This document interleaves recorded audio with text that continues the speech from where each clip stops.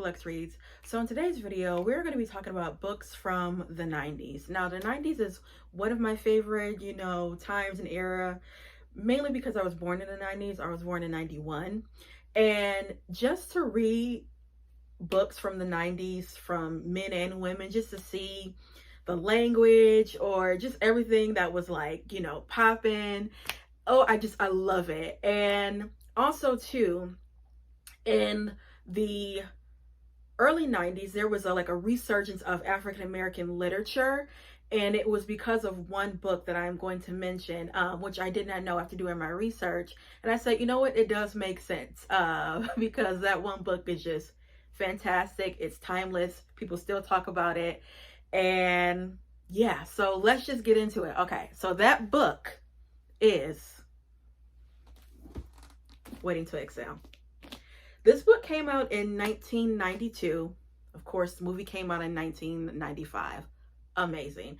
This is probably one of my favorite books. I would have to put it in top 20.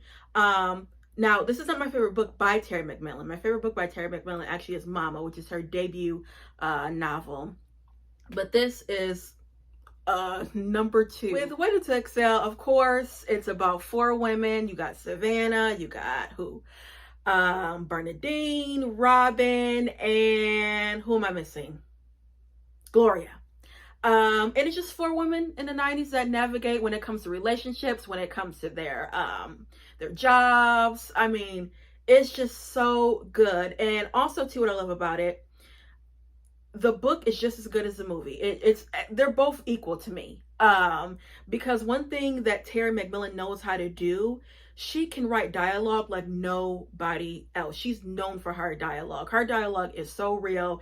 And especially if you are a Black woman, you really know. One thing by doing my research, she said she actually got more letters and, commentary from middle-aged white women saying, I'm so glad you wrote this book.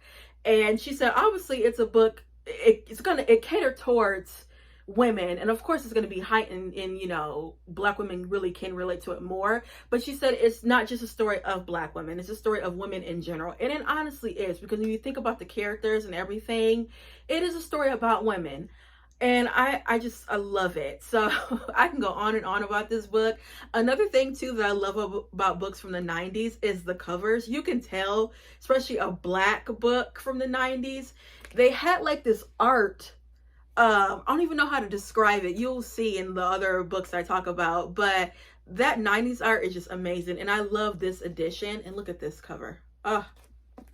So because of this book, another author, which I'm going to talk about, was able to flourish just like Terry McMillan, except she's not as well known as Terry McMillan, but because of Waiting to Exhale, this put her on the map. And it is Connie Briscoe, Sisters and Lovers. Now, this book came out in 1994, and it sold 500,000 copies within the first 2 years. And they said, one of the reasons why is it kind of gives you the feeling of a Terry McMillan book, the dialogue, the commentary, all of that. And because of that, she was able to sell, those many copies. This book, I love it. I actually recently read this, and it's about 3 sisters. They're all different. So you have Beverly, Charmaine, and Evelyn. Beverly is the youngest. She's 29 years old. She's single. She's going through these relationships with these men. One man that she thinks is going to be the one, but he just, Lord. And then you have Charmaine, which, she frustrated me. Charmaine is married to a man that just don't do anything. Oh girl, he just trifling. And then she has a son by a previous relationship, but she just makes excuses for him. And it's she knows he's a trash man, but she's the type of woman where she'll say, I'd rather have a man than not have a man at all. So it was girl, she one of them women. And then you have Evelyn. She is the oldest of the sisters. She has 2 children. She has a really great job. Her and her husband, they're, well established. And from the outside looking in, you would think she has it all, going on. But in that relationship, it's kind of rocky. Um, Another thing that I love about this, obviously, like I said, the, you know, dialogue and the commentary from the 90s, they talk about race, and they talk about interracial marriage, and that was a taboo back in the day. In one of the scenes, one of the sisters is actually dating a white man, and one of the sisters is very concerned because her thing is, you know, we know how it is when you see a black woman and a white man during those times. It's like people would try to hurt you, and it was even more heightened back then. So that was like a major concern. And you know, if you would read a book like that now, it's like there's nothing really to it, but then it was like a really big issue. But overall, I really like this book. There is a sequel.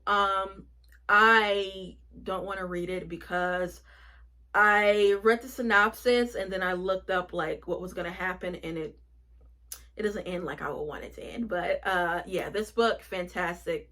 Please read it and look at the cover. So 90s. Next is Scenes from a Sister by Lolita Flies. Absolutely adored this. This is probably going to be on my list of one of my favorites. So you have Misty, who is an executive. She is in a relationship that she thinks is gonna, you know, basically end up in marriage. It doesn't, because the man is trash. And she just really stuck on that. She's sad that it doesn't work out. And then you have her best friend, who her name is Reese. She is the type of woman where she's real bold, real out there. She says what she thinks. She grew up in a family that is real, I would say, wealthy. She didn't struggle when she was growing up. But she has these jobs where it's like she really is just settling. But one day, you know, Missy's having a really hard time when it comes to like her relationship, you know, the breakup. So her friend comes over and they just started confiding in each other. And she's like, you know what, Missy, I got to tell you something. And she tells her, she says, you know what, at night, I dance. She's a dancer. So, and her friend's like, wait, what? You like what? And she's like, girl, I'm a stripper, I dance. And her thing is like, why in the world are you doing that? You got a college degree, you come from a well-established, you know, family. And she's like, girl, I'm just doing this just to basically do it. So that's what you have to say. When she said that, I was outdone. And it's not a spoiler because it's in, you know, the synopsis of the book. But I love this. This dialogue was amazing. It, also, too, it's a funny book, but it has some very serious aspects. And I really can appreciate that because it just gives you, you know, the best of both worlds. And then, of course, look at the cover. You already know it's 90s. Now, this also has a sequel. Don't want to read it because I don't like the way it turns out. So, but the first one, fantastic. Please read. Next, I've talked about this author several times. It is Elan Harris. Now, he is known for his series called Invisible Life. He actually self-published it, the first one, and then it did so well that he actually was able to get, you know, a publishing house to publish his books. This book came out in, what, 90... I want to say 94? No, 91. So this came out in 91. The second book came out in 94, and then the last one came out in 1999. I personally like the second book just as I am because one of the characters, Nicole, it kind of focuses on her, and I love it. This book basically, it talks about a man named Raymond that he's struggling with his sexuality. In the beginning, he thinks that he is attracted to women, and he goes out with Nicole. Then he finds out, you know what? Let me stop, you know, lying to myself. I know what I like. And you just basically see how he navigates his personal life. He navigates his professional life. Also, too, what I love about a lot of these novels are the Black women and men, they're professionals. They are articulate. They have college degrees. That just goes to show you that we have all that and still do, and That's a topic for another video. But that's one aspect that I really love about it, with all the characters. I love Raymond. I love the way that Elin Harris, wrote him, and also too with the women characters. I said it, in several videos. I don't mind if Elin Harris writes character that is a woman, because he knows how to do it. Sometimes when I'm reading his works, I forget that it's actually a man writing it. That's how well he knows how to capture a Black woman, because sometimes these male authors, when it comes to writing women and emphasis on Black women, they just get it wrong. But he doesn't get it wrong. So yeah, guys, if you haven't read the Invisible Life series, I would urge you to. It's fantastic. Also too, he was ahead of his time, because he talks about topics like transgender. He talks about homosexuality, and that was still a taboo, and especially like transgender. They didn't even know what to do with that. It's one character in the last book that he, oh Lord, it was a minor character, and the way that he talks about his life, it's just so heartbreaking, because to see what he had to go through because of the way he was just sickening. But yeah, guys, I urge you, please read Invisible Life. It's so good. Next is, I have to mention Eric Jerome Dickey. I have to mention Eric Jerome Dickey. Now, Eric Jerome Dickey, his first book came out in 1996, which is Sister. I haven't read that, and I need to get it. My favorite so far is, I would say, Milk and My Coffee. This was written in 1997. Oh, what can I say about this book? What can I say about this author? I've talked about him, as well. I love Eric Jerome Dickey. He's one of my favorite male authors, because he does it right.